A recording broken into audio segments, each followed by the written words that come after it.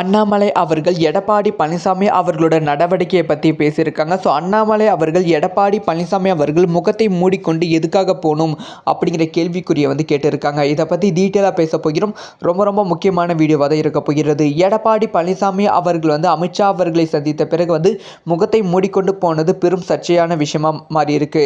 இந்த சமயத்தில் செய்தியாளர்களை சந்தித்த முன்னாள் மாநில தலைவர் அண்ணாமலை அவர்கள் என்ன பேசியிருக்காங்கன்னா, உள்துறை அமைச்சர் அமித்ஷாவை மற்றும் எடப்பாடி பழனிசாமி சந்திப்பது என்பது அனைவருக்கும் தெரிந்த ஒன்று. அப்படி இருக்கும் பட்சத்தில் எடப்பாடி பழனிசாமி முகத்தை மூடிக்கொண்டு செல்ல வேண்டிய அவசியம் இல்லை.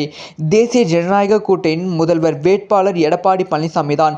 அவரை முதல்வராக பாடுபடுவோம் எனவும் அவர் தெரிவித்திருக்கிறார்.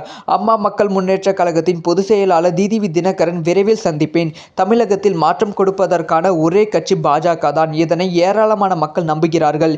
வேறு வேலை காரணமாக பாஜக நிகழ்வுகளில் என்னால் பங்கேற்க முடியவில்லை. எனினும் பாஜகவில் அண்ணாமலை பெரும் அதிருபடியில் உள்ளார் என்ற செய்தியும் கிடைத்திருக்கு.